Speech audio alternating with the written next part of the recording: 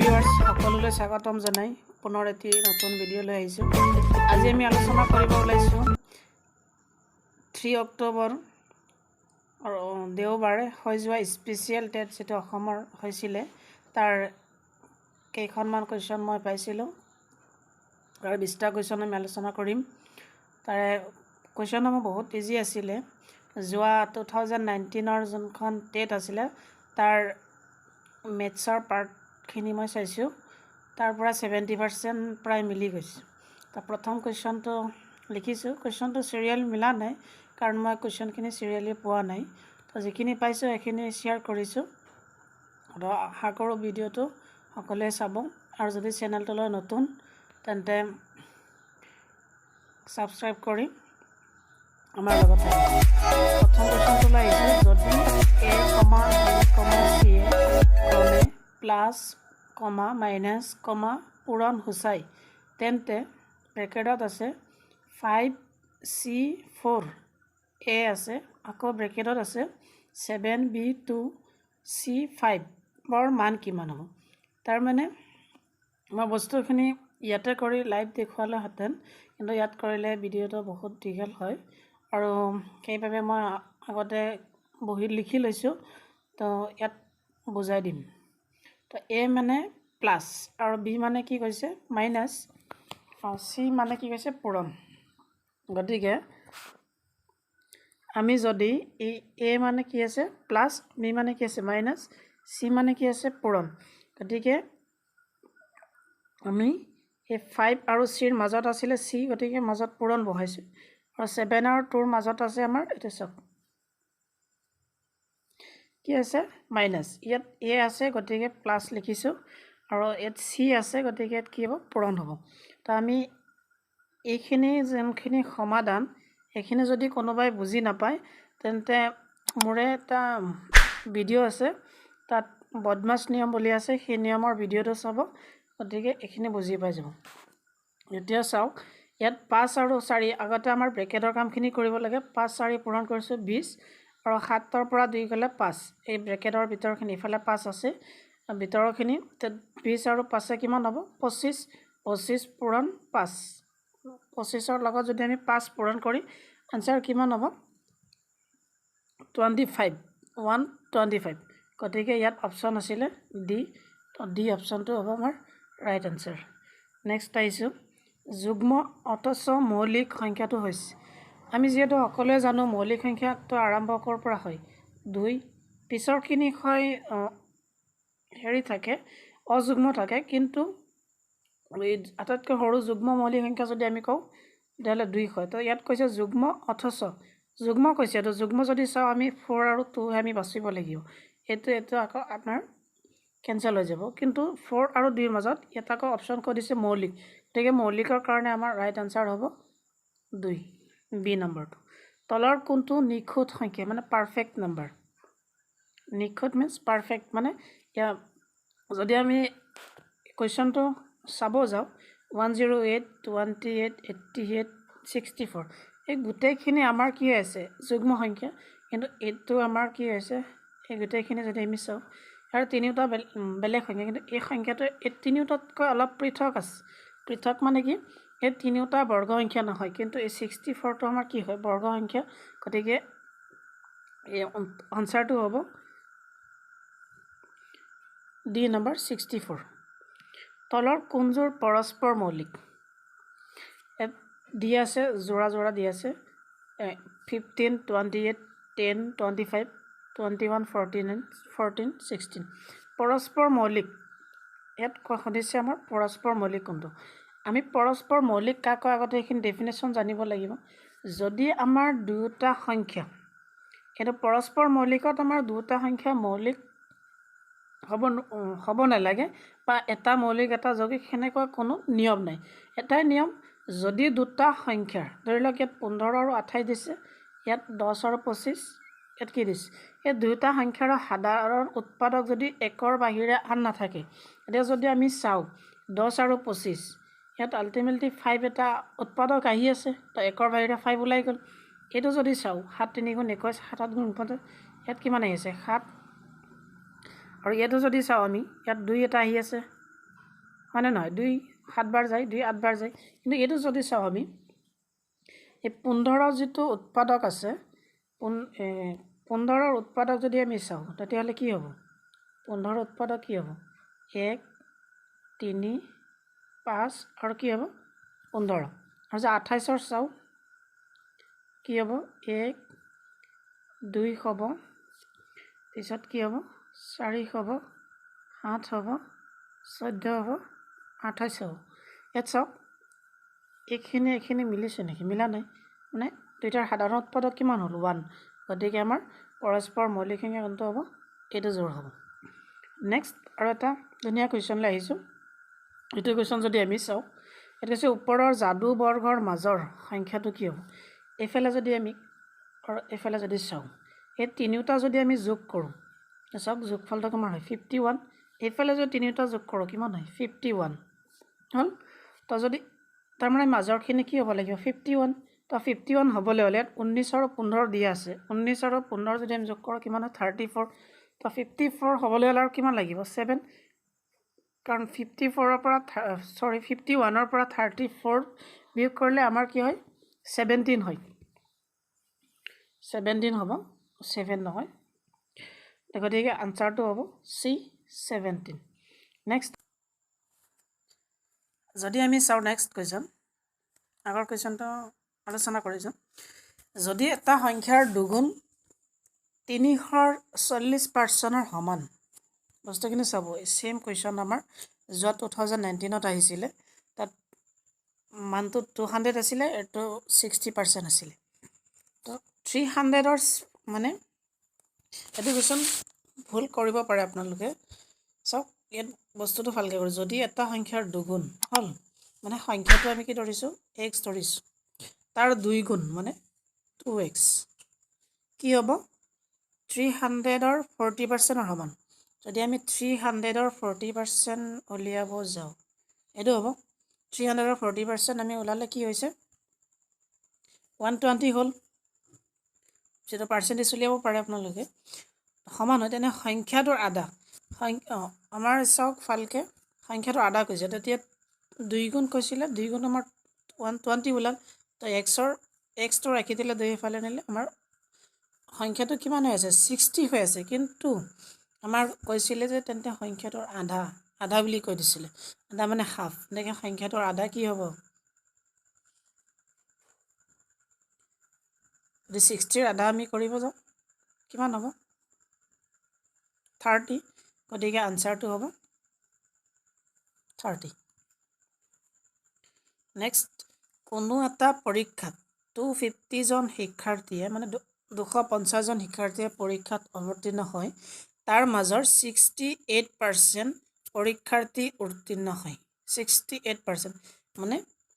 Total কৈছে 250 মানে 250জন পৰীক্ষা দিছে তাৰে 68% কি হৈছে পাছ কৰিছে আৰু ফেইল কৰা সংখ্যা উলিয়াব দিছে তো টোটেল আছিলে আমাৰ কিমান 250 তো তাৰে 60% কিমান হয় 170 হয় 60%টো উলিয়াইছোঁ এনেকৈ 170 হয় তো যদি আমি টোটেল আছিলে কিমান 250 তাৰ পৰা যদি আমি এই পাছ কৰাখিনি কেঞ্চেল কৰি দিওঁ আমাৰ কিমান হৈ যাব 170 ওলাই দিলে 80 তাৰমানে 80জনে কি কৰিছে ফেইল কৰিছে মানে অৱতীৰ্ণ হৈছে অনুত্তীৰ্ণ হৈছে পিছত কুৱেশ্যনটো আহিছোঁ যদি এটা 8 চেণ্টিমিটাৰ আৰু 4 চেণ্টিমিটাৰ বাহুযুক্ত আয়তৰ কালি এটা বৰ্গক্ষেত্ৰৰ ক্ষেত্ৰফলৰ দুগুণ হয় ইয়াত ক্ষেত্ৰফল বুলিলে বস্তুটো অলপ টান বুজায় কিন্তু ক্ষেত্ৰফল মানে হৈছে সেই কালি বুজাইছে দুগুণ হয় তেন্তে বৰ্গক্ষেত্ৰৰ প্ৰতিটো বাহুৰ মাপ উলিয়াব ভালকৈ কুৱেশ্যনটো বুজি ল'ব আয়ত এটা দিছে তাৰ বাহু দিছে 8 চেণ্টিমিটাৰ 4 চেণ্টিমিটাৰ আৰু অপশ্যনটো দিছে যে আয়তৰ কালিটো বৰ্গক্ষেত্ৰৰ কালিৰ দুগুণ মানে বৰ্গৰ কালিটো যিমান হ'ব মানে দুটা বৰ্গৰ কালি লগ কৰিলে এইটো যিটো মাপ আছে এই মাপৰ কালিৰ সমান হ'ব তো আনচাৰটো কেনেকৈ উলিয়াম প্ৰথমতে আয়ত আৰু বৰ্গটো চাই ল'ম এইটো আয়ত লৈছোঁ এটা লৈছোঁ বৰ্গ বৰ্গৰ প্ৰতিটো বাহু এ বুলি ধৰি লৈছোঁ। তো কালি কি হ'ব এ স্কুৱেৰ মানে বাহু স্কুৱেৰ আৰু কালি আৰু আয়তৰ কালি কি হয় এল ইনটু বি মানে ডি কিন্তু প্ৰস্থ। তো আয়তৰ কালি কিমান হ'ল 8 × 4 দিয়া আছিলে আৰু 4 কিমান হ'ব 32 আৰু এইটো নাই, এইটো আমাৰ উলিয়াব লাগিব ইয়াৰ পৰা। তো অপশ্যনটো আছিলে কেনেকৈ আছিলে যে যদি বৰ্গৰ কালি আমি দুগুণ কৰোঁ তেতিয়াহ'লে আয়তৰ কালিৰ সমান হ'ব। তো বৰ্গৰ কালি ইয়াত 2 আছিলে, 2টো এফালে লৈ আহিলে 16। তো ইয়াৰ কি আছিলে স্কোৱাৰ আছিলে, এফালে গ'লে কি হ'ব √। তো √16ৰ বৰ্গমূল কিমান 4। তাৰমানে বৰ্গৰ বাহুৰ সংখ্যা কি হ'ব 4। আনচাৰ হ'ব চি 4 চেণ্টিমিটাৰ। তলৰ কোনযোৰ যমজ মৌলিক এটা জানিবলৈ বিষয়। যমজ মৌলিক আমি কোনবিলাক ক'ম? পৰস্পৰ মৌলিক আৰু যমজ মৌলিক দুটা বস্তু কিন্তু বেলেগ বেলেগ। পৰস্পৰ মৌলিকত তাত কোনো মৌলিক সংখ্যা হ'ব লাগিব বা যৌগিক সংখ্যা হ'ব লাগিব বা এনেকুৱা কোনো সেইখিনি কৈছিলোঁ। কিন্তু যমজ মৌলিকত কি হ'ব লাগিব দুয়োটা মৌলিক সংখ্যা হ'ব লাগিব। ইয়াত যদি আমি চাব যাওঁ প্ৰথমতে আমাৰ কৰাৰ নিয়মটো হ'ল কেনেকৈ কোনখিনি উত্তৰ আমাৰ নহয়, কোনখিনি অপশ্যন আমাৰ নহয়, ডাইৰেক্ট আমি সেইখিনি কেঞ্চেল কৰিব লাগে। তাৰপিছত কোনটো হ'ব। আৰু যদি আমি চাওঁ 51 আৰু 53 দুটা আছে, 11 আৰু 15 আছে। ইয়াত 15টো মৌলিক নহয়, 51টো মৌলিক নহয়। গতিকে এই দুয়োটা অপশ্যন আমাৰ কেঞ্চেল হৈ যাব। থাকিব অপশ্যন আমাৰ এইটো আৰু এইটো। গতিকে আমি যদি কৰিব যাওঁ ইয়াত কিমান আছে 2 আৰু 3 আছে। তাৰ যমজ মৌলিক উলিওৱাৰ এটা নিয়ম হ'ল যদি দুটা যমজ মৌলিক আছে, ধৰি লওক এইফালে আছে এ এইটো আছে বি, এ আৰু বি দুটা মৌলিক। যদি এ মাইনাছ বি কৰক বা বি মাইনাছ এ কৰক আমাৰ বিয়োগফলটো কিমান আহিব লাগিব 2। যদি বিয়োগফলটো 2 আহে তেতিয়াহ'লে সেই এ বি হওক বা বি এ হওক সেই যোনটো মৌলিক থাকিব সেই দুটা হ'ব যমজ মৌলিক। গতিকে ইয়াত যদি কওঁ ইয়াত 2 আৰু 3 আছে, তো 3ৰ পৰা 2 গ'লে কিমান 1, এতিয়া নহ'ব। গতিকে আল্টিমেটলি আমাৰ অপশ্যন এইটো। কিন্তু এইটো হয় কেনেকৈ হৈছে চাওক, এইটো 31ৰ পৰা যদি 29 আমি বিয়োগ কৰোঁ কিমান থাকিব 2। তাৰমানে এইটো হ'ল আমাৰ ৰাইট এনচাৰ। নেক্সট কুৱেশ্যন, যদি এটা চুঙাৰ ব্যাস 4 চেণ্টিমিটাৰ আৰু তাৰ আয়তন 180 চেণ্টিমিটাৰ কিউব তেন্তে চুঙাটোৰ উচ্চতা। ছেইম কুৱেশ্যন অসম টেটত আহিছিলে 2019ত। কুৱেশ্যনৰ মানখিনি ছেইম নহয়, কিন্তু কুৱেশ্যনটো কৰাৰ নিয়মটো ছেইম আছিলে, মানখিনি চেঞ্জ কৰি দিছোঁ। তো প্ৰথমতে আমাৰ দি দিছে চুঙাৰ ব্যাস কিমান 4। তো আমি ব্যাসাৰ্ধ উলিয়াব লাগিব, কাৰণ চুঙাৰ আয়তনৰ সূত্ৰটো কি আমাৰ পাই আৰ স্কুৱেৰ এইচ। তো আৰটো আমি জানিব লাগিব, গতিকে ডিৰ পৰা আমি আৰ উলিয়াই লৈছোঁ 2 চেণ্টিমিটাৰ। তো আমাৰ প্ৰশ্নমতে দিয়া আছে আয়তন কিমান দিয়া আছে চাওক, প্ৰশ্নত দিয়া আছে 880 চেণ্টিমিটাৰ কিউব 4 আছিলে। তো 4টো আমি কি কৰিছোঁ 2লৈ পৰিৱৰ্তন কৰিছোঁ। আমি ডাইৰেক্ট দিয়া আছে এনেকৈ লিখিছোঁ হ'ল, এনেকৈ লিখিছোঁ। তো আয়তনৰ সূত্ৰটো আমি জানো কি পাই আৰ স্কুৱেৰ এইচ, ইফালে এইখিনি ৰাখি দিছোঁ। তো পাইৰ মান বহাইছোঁ 22/7, আৰ স্কুৱেৰ মানে 2 স্কুৱেৰ মানে আৰৰ মান কিমান 2। ইফালে এইচ আমাৰ উলিয়াব লাগে উচ্চতা, এইচটো আমি ৰাখি দিছোঁ। এইখিনি অলপ কাটাকাটি হৈছে, এড কৰি দিছোঁ। এতিয়া যদি আমি ইফালে 4h ৰাখি দিওঁ মানে 2 স্কুৱেৰ কৰিলে কিমান হ'ব 4h। এইখিনি এইফালে গ'লে এইখিনি এই গোটেইখিনি পাৰ্ট ইয়াৰ লগত কি আছে পূৰণ হৈ আছে, এইফালে গ'লে কি হ'ব হৰণ হ'ব। হৰণ হ'লে তো নেক্সট ষ্টেপটো আমাৰ কি হ'ব, নেক্সট ষ্টেপটো যদি চাওঁ এইচটো থাকি যাব। এই 4টো এইচৰ লগত কি আছিলে পূৰণ আছিলে, সেইফালে গ'লে কি হ'ব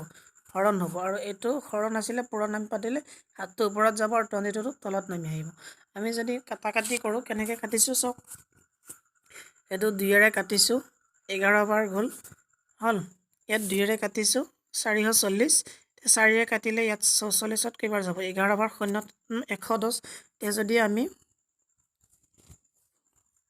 11ৰে কাটি দিওঁ 11ত কেইবাৰ যাব একবাৰ, 0ত একবাৰ, মানে এইফালে 10 এইফালে কিমান হ'ল 70 চেণ্টিমিটাৰ। গতিকে আমাৰ আনচাৰটো হ'ব উচ্চতাটো কিমান হ'ব 70 চেণ্টিমিটাৰ। নেক্সট, এটা আয়তৰ কালি এটা ৰম্বাছৰ কালিৰ দুগুণ।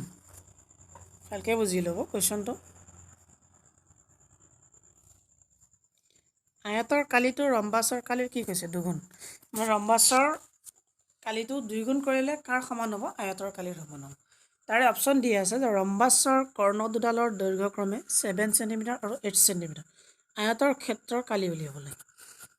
আয়তৰ কালিটো ওলাব দিছে আৰু আমাক কৈ দিছে যে ৰম্বাছৰ কালিটো ওলাব পাৰিম কাৰণ ৰম্বাছৰ কি আছে দৈৰ্ঘ্য দিয়া আছে কৰ্ণ দুটাৰ দৈৰ্ঘ্য দিয়া আছে গতিকে আয়তৰ কালিটো কাৰ সমান হ'ব সেই ৰম্বাছৰ কালিটো ওলাই পেলাই তাৰ ডাবল কৰিব লাগিব তেতিয়াহ'লে প্ৰশ্ন মতে আছে কি আয়তৰ কালি 2 ইনটু ৰম্বাছৰ কালি হ'ল তো 2 ৰম্বাছৰ কালি কি হাফ ইনটু কৰ্ণ দুডালৰ পূৰণফল কৰ্ণ দুডাল 7 আৰু 8 আছিলে ইফালে তলত 2 আছিলে এইটো 2 এইটো 8ত কাটি দিছোঁ কেইবাৰ গ'ল 4 বাৰ এই 4 আৰু 7 পূৰণ কৰিলে কিমান হয় 28 28ৰ লগত 2 মানে এইটো ৰম্বাছৰ কালিটো 28 ওলাইছে ৰম্বাছৰ কালি যদি আমি ডাবল কৰি দিওঁ 56 চেণ্টিমিটাৰ স্কুৱাৰ তো আমাৰ আনচাৰটো ওলাই গ'ল 56 চেণ্টিমিটাৰ স্কুৱাৰ নেক্সট আহিছোঁ তলৰ কোনটো মৌলিক সংখ্যা নহয় চাওক মৌলিক সংখ্যা আমি গোটেইখিনি মনত ৰাখিব লাগিব তেতিয়া আমি এইটো আনচাৰ ক'ব পাৰিম কিন্তু সেইটো সেনেকৈ নহয় ইয়াত ধুনীয়া এটা হেৰি আছে মৌলিক সংখ্যা নহয় কেনেকৈ আমি জানো এইটো হয় বুলি কোৱা নাই কিন্তু নহয় বুলি কৈছে এইটো সংখ্যাক চাওক আপুনি হেৰি কৰক 9 আৰু 7 যোগ কৰক কিমান হ'ব 9 + 7 কিমান হৈ আছে 16 এইটো যোগ কৰক এইটো যোগ কৰক 7 কিমান আছে 15 আৰু এইটো কি আছে 8 + 9 কৰক কিমান হৈ আছে 16 এইটো কৰক 16 আছে এইটো 16 এইটো 16 এইটো 16 মানে এই বস্তুটো কি তিনি এটা মৌলিক সংখ্যা হয় না নহয় এই তিনিৰে এই 16 হৰণ যায় নাযায় এইটো যায় নে নাই নাযায় এইটো যায় নে নাযায় কিন্তু এই বস্তুটোত যায় নে নাই এইটো কিমান হয় 15 হয় তো 15টো তিনিৰে বিভাজ্য হয় গতিকে যেহেতু 15টো তিনিৰে বিভাজ্য হয় তাৰমানে আমি মৌলিক সংখ্যাখিনি কি জানো যে দুটাতকৈ বেছি উৎপাদক হ'ব নোৱাৰে যদি তিনিৰে বিভাজ্য হয় তাত 1 আৰু সেই সংখ্যাটো নিজে আছিলে গতিকে এই 87 আৰু 1ৰ বাহিৰেও এই তিনি এটা যদি বিভাজ্য হয় তিনি এটা উৎপাদক ওলাই গ'ল তাৰমানে এইটোৱে হ'ব মৌলিক সংখ্যা নহয় আৰু বাকীখিনি হয় গতিকে আনচাৰটো হ'ব এইটো 6 মিটাৰ বাহু বিশিষ্ট এটা বৰ্গৰ পৰিসীমা এটা আয়তৰ পৰিসীমাৰ সমান বৰ্গৰ পৰিসীমা আয়তৰ পৰিসীমা কি কৈছে সমান কৈছে কিন্তু বৰ্গৰ পৰিসীমাৰ মাপটো দি দিছে বাহুৰ মাপ 6 মিটাৰ এটা চাবলৈ 6 মিটাৰ হ'ল এতিয়া আয়তৰ পৰিসীমাটো পৰা কি উলিয়াব লাগে যে আয়তৰ দিশ আৰু প্ৰস্থৰ দুগুণ আয়তৰ কালি আয়তৰ পৰিসীমা আৰু বৰ্গৰ পৰিসীমা সমান বুলি কৈছে বৰ্গৰ কি কৈছে বাহুৰ দিশ দি আছে 6 মিটাৰ আৰু আয়তৰ পৰিসীমাত বাহুৰ দিশ দিয়া নাই কিন্তু লিংক দি দিছে যে দিশ আৰু প্ৰস্থৰ দুগুণ দিশ কি হ'ব তাৰ মানে প্ৰস্থ যদি x হয় চাওক এইফালে প্ৰস্থ যদি আমি x ধৰোঁ দিশ কিমান হ'ব 2x হ'ল এইখিনি বস্তু জানিলওক এইখিনি পিছত কৈ আছোঁ আৰু আয়তটো কেনেকৈ হ'ব এনেকুৱা হ'ব এইটো দিশ প্ৰস্থ যদি x হয় দিশ 2x এনেও আমি জানো আয়তৰ প্ৰস্থতকৈ দিশটো অলপ বেছি থাকে আৰু এইটো 6 মিটাৰ এইটো হ'ব 6 মিটাৰ তো চাৰিপিনে 6 মিটাৰ হ'ব এতিয়া পৰিসীমা যদি চাওঁ আমি বৰ্গৰ 4 পূৰণ বাহুৰ দিশ 4 বাহুৰ দিশ কিমান আছে 6 গতিকে 24 বৰ্গৰ পৰিসীমা কিমান হ'ল 24 এতিয়া আয়তৰ পৰিসীমা আমি চাওঁ 2 পূৰণ ব্ৰেকেট দিশ যোগ প্ৰস্থ 2 এইটো দিশ 2x আছিলে আৰু x 3x হৈ গ'ল 3x × 2 কিমান হ'ব 3 × 2 = 6 6x হ'ল তো এতিয়া যদি আমি চাওঁ কৈছোঁ যে বৰ্গৰ পৰিসীমা আৰু আয়তৰ পৰিসীমা কি কৈছে সমান তাৰমানে বৰ্গৰ পৰিসীমা কিমান পালোঁ 24 পালোঁ 24 পালোঁ এটা কি পালোঁ 6x তো xৰ মানটো আমাৰ উলিয়াব লাগিব কাৰণ xৰ মানটো উলিয়াব লাগিব তাৰ কাৰণটো চাওক আমাৰ উলিয়াব দিছিলে কি আয়তৰ কালি উলিয়াব দিছিলে আয়তৰ কালি গতিকে আয়তৰ কালিৰ সূত্ৰ কি L × B মানে প্ৰস্থ দৈৰ্ঘ্য পূৰণ প্ৰস্থ গতিকে আমি ইয়াৰ পৰা xটো ৰাখি দিছোঁ এই 6টো যদি আমি এফালে লৈ আহোঁ 6 24ত কেইবাৰ হ'ল 4 বাৰ মানে xৰ মানটো কিমান হ'ল 4 এতিয়া xৰ মান ইয়াত বহাই দিছোঁ 4 এতিয়া 2x আছে এই 4ৰ লগত 2 পূৰণ কৰিলে কিমান হ'ব 8 আৰু এতিয়া আমাৰ কি উলিয়াব লাগে কালি উলিয়াব লাগে কালি মানে কি দিক পূৰণ প্ৰস্থ দিক পাইছোঁ 8 আৰু 4 প্ৰস্থ পাইছোঁ 4 এই দুটা পূৰণ কৰি দিয়ক কিমান হ'ল 32 গতিকে আমাৰ আনচাৰটো কিমান হ'ব 32 ধুনীয়াকৈ বুজাই দিছোঁ বস্তুখিনি আৰু যদি ডাইৰেক্ট কৰিব যায় অলপ সময় কম ল'ব পৰীক্ষাত কৰিব ল'লে ইমানখিনি লিখিব নালাগে নেক্সট আহিছোঁ ত্ৰিভুজ আৰু আয়ত ক্ষেত্ৰত থকা কুৱেশ্যনটো ভালকৈ বুজি ল'ব পিছত উত্তৰখিনি কৰিব চেষ্টা কৰিম ত্ৰিভুজ আৰু আয়ত ক্ষেত্ৰত থকা কিন্তু বৃত্তত কি কৈছে নথকা সংখ্যাবোৰৰ যোগফল ইয়াত কুৱেশ্যনটো কিন্তু কুৱেশ্যনতে কিন্তু অলপ খেলিমেলি লগাই দিছে সংখ্যাবোৰৰ যোগফল যিহেতু কৈছে গতিকে ভাবিব পাৰে যে ইয়াত নিশ্চয় সংখ্যা 2-3টা হ'ব কিন্তু চিত্ৰটো মিলাই চাওক চিত্ৰত যদি চাওঁ আমি এইখিনি কি আছে বৃত্ত আছে এইখিনি কি আছে আমাৰ আয়ত আছে আৰু এইফালে কি আছে ত্ৰিভুজ আছে কৈছে ত্ৰিভুজ আৰু আয়ত ক্ষেত্ৰত থকা যদি ত্ৰিভুজ আৰু আয়ত ক্ষেত্ৰত যদি আমি ধৰিব যাওঁ তেতিয়াহ'লে এই দুইটো কি হ'ব ত্ৰিভুজতো আছে আয়ত ক্ষেত্ৰত আছে কিন্তু এটা কথা চাওক আমাক কৈ দিছিলে বৃত্তত নথকা কিন্তু এই আয়তটো গোটেইখিনি যে আছে এইটো ক'ত আছে বৃত্তত আছে গতিকে এইখিনিৰ পৰা যিখিনি আছে আমাৰ এইখিনি গোটেইখিনি কি হ'ব এই গোটেইখিনি নাইকিয়া যাব কেৱল ত্ৰিভুজত থকা সংখ্যাটো কিমান হ'ব 7 উত্তৰটো হ'ব আমাৰ 7 নেক্সট আহিছোঁ তলত উল্লেখ কৰা উক্তিকেইটাৰ ভিতৰত কোনটো শুদ্ধ সকলো মৌলিক সংখ্যাই অযুগ্ম আগৰ কুৱেশ্যন এটাত বুজাইছিলোঁ মৌলিক সংখ্যা সকলোখিনি অযুগ্ম কিন্তু দুইটো আহিছে কাৰণে আমি এনেকৈ ক'ব নোৱাৰিম এটা মৌলিক সংখ্যা এইটোতো নহয় অতো পোৱা নাই কাৰণ মৌলিক সংখ্যাৰ আৰম্ভণি হয় 2ৰ পৰা সকলো স্বাভাৱিক সংখ্যাই পূৰ্ণ সংখ্যা এইটো শুদ্ধ কাৰণ স্বাভাৱিকৰ পিছত আহে আমাৰ কি পূৰ্ণ স্বাভাৱিকৰ পিছত আহে আমাৰ কি পূৰ্ণ গতিকে সকলো স্বাভাৱিকখিনি সদায় এইখিনি বস্তু যদি আপোনালোকে জানিব বিচাৰে মোৰ নেক্সট এটা ভিডিঅ' চাব তাৰ পাব ডেছক্ৰিপশ্যনত গৈ পেলাই পাব লিংকখিনি এইটো চাওক স্বাভাৱিক সংখ্যাৰ পিছত কি আহিব পূৰ্ণ সংখ্যা কিন্তু এই বস্তুখিনি এনেকৈ নাহে কিন্তু এনেকৈ যাব গতিকে আনচাৰটো হয় আমাৰ চি আৰু এটা অপশ্যন দিছিলে এইটো নহয় কিয়নো 0 আটাইতকৈ সৰু স্বাভাৱিক সংখ্যা কাৰণ স্বাভাৱিক সংখ্যাৰ আৰম্ভণি হয় আমাৰ 1ৰ পৰা গতিকে 0টো হ'ব নোৱাৰে নেক্সট এটা বহুত ধুনীয়া কুৱেশ্যন দিছে ৰিজনিঙৰ হয় এইবিলাক চাওক ইয়াত আছে 3 4 7 11 18 29 ইয়াত আমাৰ কি হ'ব এইটো বস্তুটো কেনেকৈ কৰি আছে চাওক 3 4 গুণ কিমান হয় 7 হ'ল 3 4 গুণ 7 এই 7ৰ লগত আকৌ 4 যোগ কৰক বস্তুটো এনেকৈ হৈ আছে মানে ইয়াৰ লগত এইটো যোগ হৈ আছে হ'ল পিছত ইয়াৰ লগত এইটো যোগ হৈ আছে ইয়াৰ লগত এইটো যোগ হৈ আছে ইয়াৰ লগত এইটো ইয়াৰ লগত কি আছে এইটো যোগ হৈ আছে চাওক ইয়াত লিখাই দিছোঁ 3 4 গুণ কিমান 8 চৰি 3 4 গুণ নহয় 3 4 যোগ 3 4 যোগ কৰিলে আমাৰ কি হয় 7 হয় 7ৰ লগত 4 যোগ কৰিলে কিমান হয় 11 হ'ল 11ৰ লগত যদি 7 যোগ কৰোঁ কিমান হ'ব 18 এইটো আছে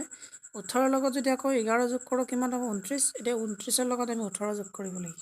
তেতিয়াহ'লে কিমান হ'ব মানে চিৰিজটো কেনেকৈ গৈছে তাৰ আগৰ সংখ্যাটো তাৰ লগত যোগ কৰি দিম এইটোৰ আগৰ এইটো এতিয়া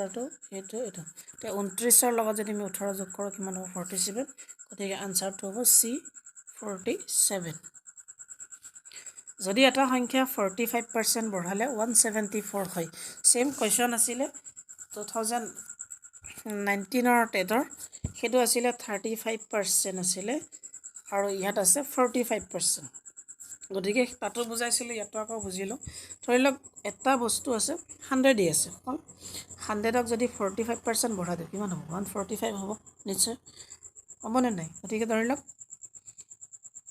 আমি নাজানো এতিয়া এক্স আছে, আমি ধৰি লৈছোঁ কি এক্সৰ লগত 45% বঢ়াব, এক্সৰ লগত কি হ'ব 45%, এক্স 45% অফ এক্স মানে এক্সৰ 45%, হয়নে নহয়? তো এক্সৰ লগত আকৌ এক্সৰ 45%, এতিয়া এক্স মানে নাজানো আমি, ইয়াত ধৰি লওক 100 বুলি ধৰি লৈছিলোঁ, 100ৰ 45% 100ৰ লগত যোগ হ'ব, হয়নে নহয়? তো এক্সৰ 45% কিমান হ'ব? এইটো এনেকৈ যোগ হ'ব, কাটাকাটি হৈছে কাৰণ আজিৰ যিদিনা কুৱেশ্যনটো সেইদিনাখনে আপলোড কৰিব লগা হৈ আছে, সেইকাৰণে অলপ খৰধৰকৈ কৰা হৈছে। চ' সময় প্ৰাৰ্থী মই, তো এইটো যদি এক্স আছে এইফালে কি হ'ব, পাৰ্চেণ্টেজ উঠাই দিলে তলত এক্স আহি যাব, 174 এইফালে আছে, কাৰণ এইখিনি গোটেইখিনি টাৰ্মছটো আমাৰ ইয়াৰ লগত সমান বুলি কৈছে, কাৰণ কুৱেশ্যনটো চাই লওক ভালকৈ, 45% বঢ়ালে ইমান হয়, হ'ল। এইখিনি যদি আমি কেলকুলেশ্যন কৰোঁ, যিহেতু LCM ল'ব জানে সকলোৱে, তো ইমান কিমান হ'ব 145x, ইফালে 174, 145x ৰাখি দিলোঁ, 100 এইফালে হৰণ আছিলে, এইফালে গ'লে কি হ'ব পূৰণ হ'ব, এক্সটো ৰাখি দিলোঁ, এইটো এইফালে পূৰণ আছিলে, এইফালে গ'লে কি হ'ব হৰণ হ'ব, হৰণ হ'লে এইফালে যদি 145ক কাটি দিওঁ 5ৰে কেইবাৰ গ'ল 29 বাৰ, এইফালে কেইবাৰ গ'ল 20 বাৰ, তো এতিয়া 29ক যদি কাটি দিওঁ 29ত যাব একবাৰ, ইয়াত যাব কেইবাৰ 6 বাৰ, 6 আৰু 20 যদি আমি পূৰণ কৰোঁ কিমান হ'ব 120, আমাৰ আনচাৰ হৈ গ'ল 120।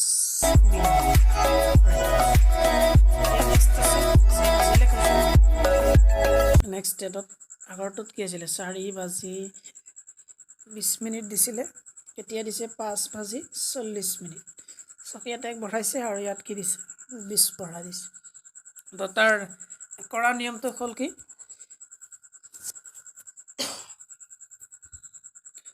30 ঘণ্টা বি কৰি দিব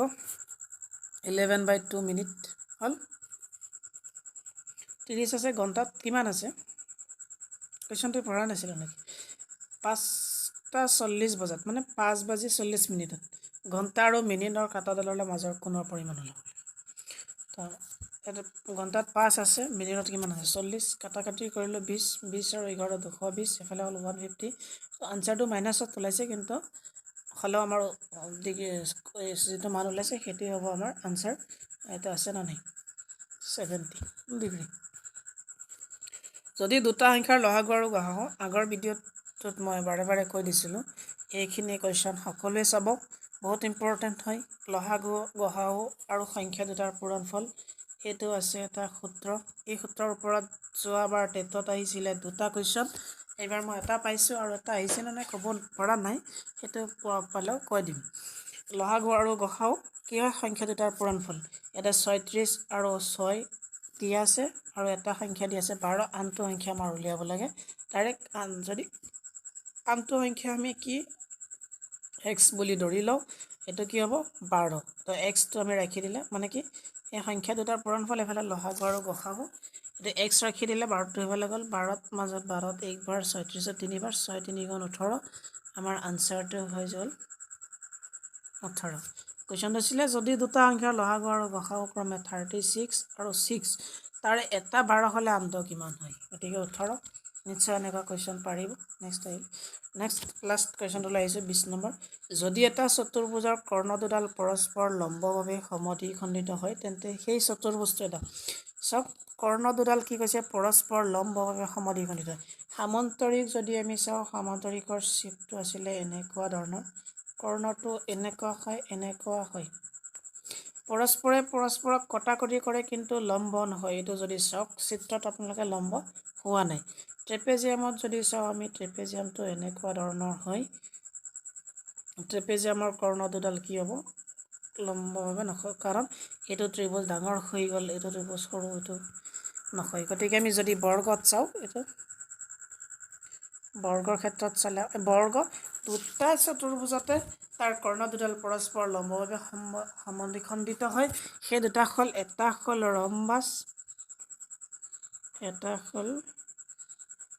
ৰম্বাস, আৰু এটা হ'ল বৰ্গ, যিহেতু ইয়াত অপশ্যনটো আমাৰ বৰ্গ দিছে, ৰম্বাস দিয়া নাই, গতিকে অপশ্যনটো হ'ব বৰ্গ। গতিকে আজিৰ ভিডিঅ'লৈ ইমানলৈ, আৰু নেক্সট বাকী 10টা কুৱেশ্যন যদি মই পাওঁ নেক্সট ভিডিঅ'ত আপোনালোকক দিবলৈ চেষ্টা কৰিম। গতিকে যদি বুজি পাইছে বা কিবা নুবুজাকৈ আছে কমেণ্ট কৰি জনাব। ভিডিঅ'টোত কিবা ভুল ভ্ৰান্তি হ'লে